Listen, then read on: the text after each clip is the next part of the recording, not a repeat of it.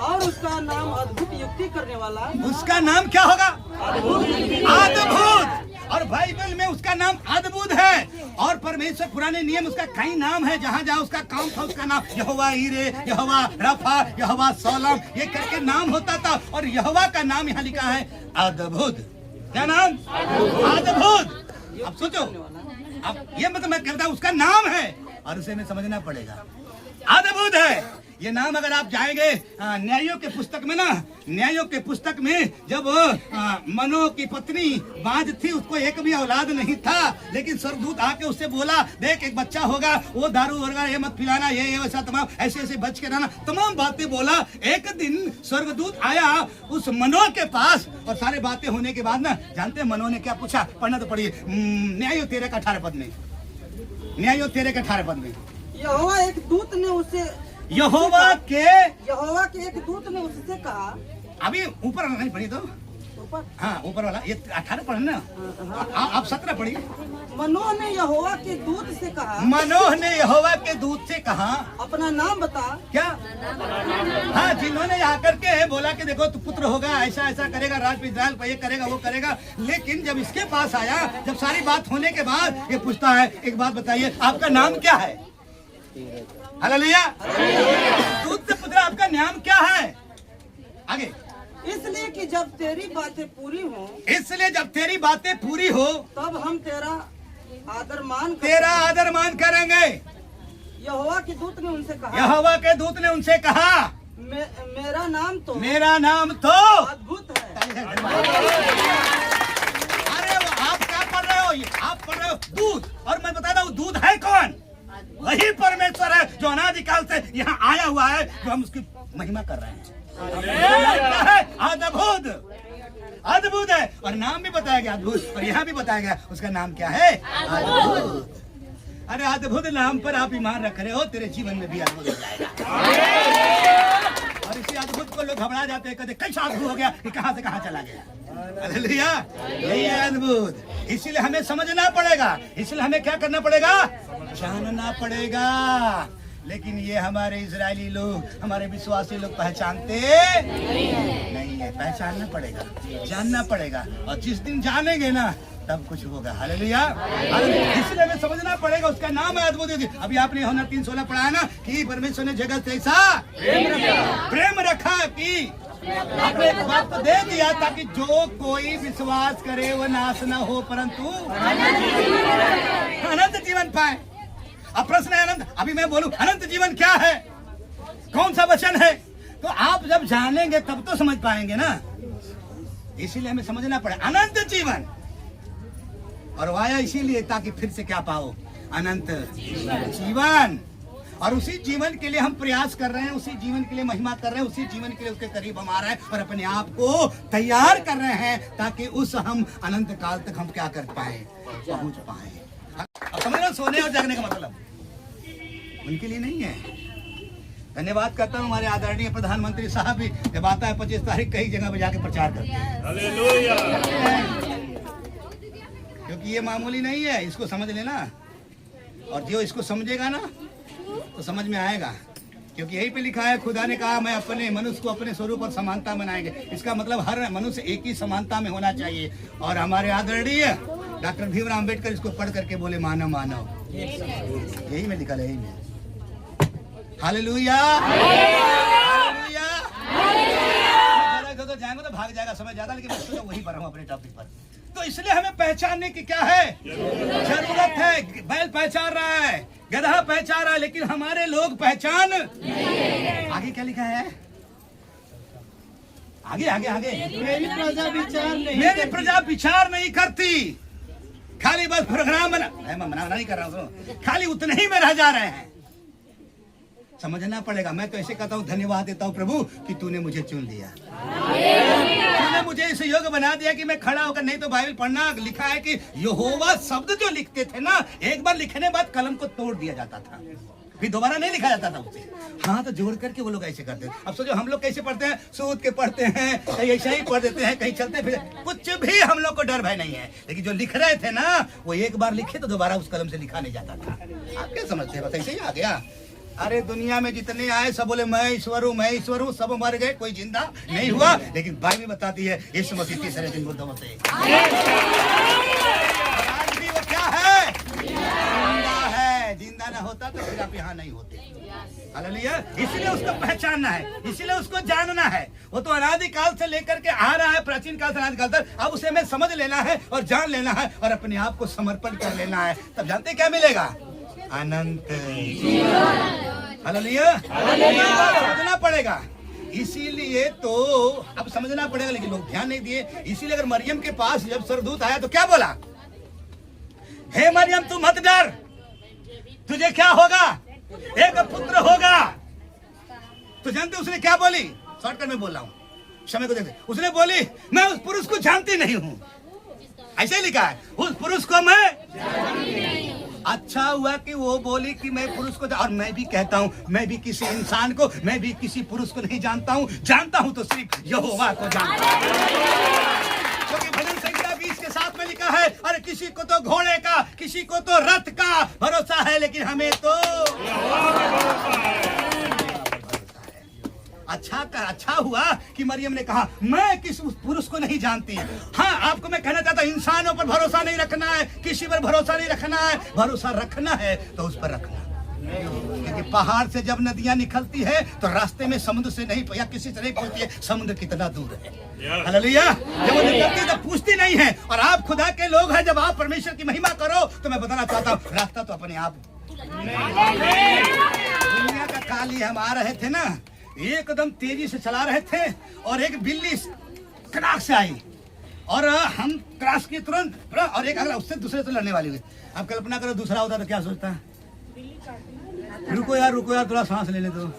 रास्ता क्या कर दिया है बिल्ली। अभी कितने अच्छे लोग बिला रास्ता काट रुक जाएंगे, फिर अपना जितना भी क्रिया करना सोचा 2-4 मिनट में कर लेंगे। तो मैं बिलाल से नहीं डरता हूँ, बिलाल को बनाने वाले से डरता हूँ। इसलिए हमें समझने की क्या है जरूरत है। कोई चिंता नहीं। मैं बोला नो, हम तो घर से प्रार्थना करके निकल गए, रास्ते में बिलार काटे सियार का टेंशन नहीं है। हालेलुया। हमें तो अगर वो काटा तो खुदा खुद खड़ा है। अभी आपने क्या सुना? मेरा जोर यहोवा है। हालेलुया। मेरा जोर यहोवा है, वही मेरा ताकत है, वही मेरा सब कुछ है। इसीलिए मैं कहना चाहता हूँ, मरियम ने कहा मैं उस पुरुष को, और आपको भी सोचना चाहिए, हमें किसी पुरुष को, हमें किसी स्त्री को नहीं जानता हूँ। जानता हूँ तो केवल अपने यीशु मसीह को जानता हूँ। मीका नबी 5 अध्याय का 2 पद। मीका नबी 5 अध्याय 2 पद।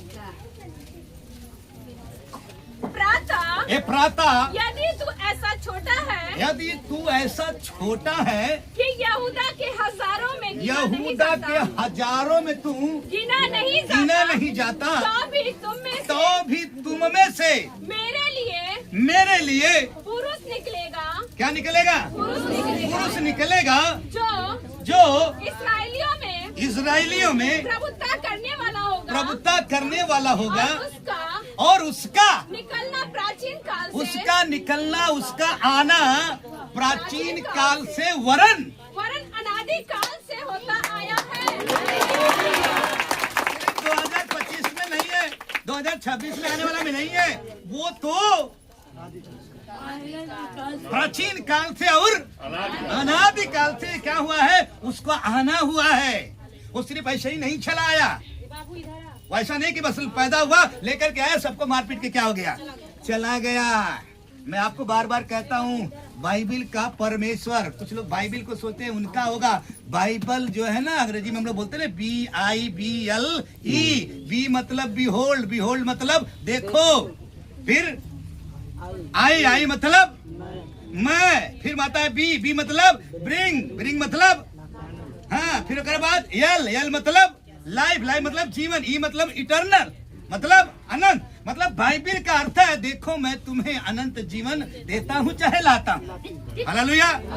अब ये आपको जब, इसलिए मैं कहता हूँ, बार बार कहता हूँ कि जब स्वामी विवेकानंद शिकागो में जब बोल रहे थे तो ये ऐसे बोले थे। शिकागो में जब हम हो रहे तो वो बोल रहे थे यीशु मसीह को मैं बताना चाहता, अगर मैं होता तो उस समय में मैं अपने खून से उनका क्या करता, पैदा होता, क्योंकि वो जिसको छूते हैं उनका धर्म नहीं बल्कि उनका जीवन बदल जाता है।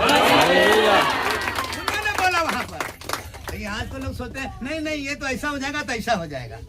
सुनो, आपको समझना पड़ेगा, उस यीशु मसीह का आना अनादिकाल से है और उसी को हमें समझना है और हम लोग उसको समझे नहीं। तभी तो यशायाह नबी कहता है, यशायाह नबी कहता है, पढ़िए क्या कहता है। जब हम लोग नहीं समझ पाए तो यशायाह नबी कहता क्या है, 1 अध्याय का 2 और 3 पद पढ़िए क्या लिखा है। 1 और 2 1 अध्याय का 2-3 सुन, क्या, हे स्वर्ग हे स्वर्ग सुन और हे पृथ्वी कान हे लगा। पृथ्वी क्या लगा।